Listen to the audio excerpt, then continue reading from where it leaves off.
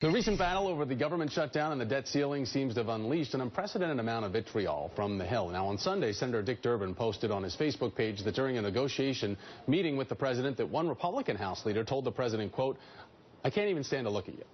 On the Democratic side of things, Congressman Alan Grayson is getting heat for sending out this fundraising email with the image of a burning cross that says, quote, "The Tea Party is no more popular than the Klan." Republicans like Alan West are calling on President Obama to condemn that email, and the Republican Congressional Committee calls it hateful. In a statement to the Huffington Post, Grayson says, quote, "If the hood fits, wear it." Meantime, Senator Ted Cruz is being blasted for this statement he made about the Obamacare website Monday night in. You know, the Nigerian email scammers, they've been a lot less active lately because they've all been hired to run the Obamacare websites.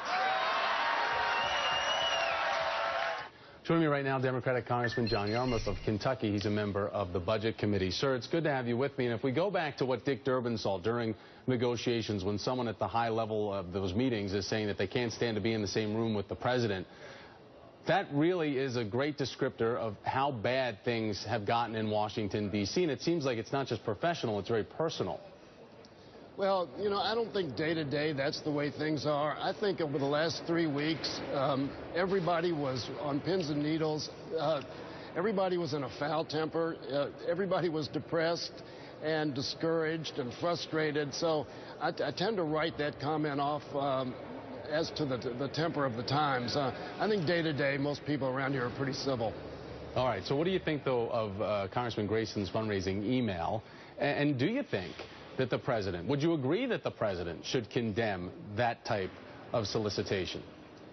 You know, I've learned a couple things in my life in Congress. One is you never talk about the Ku Klux Klan, you never talk about Nazis or Hitler, and you never talk about slavery. So I think that was a mistake on Alan's part, and he ought to apologize for that.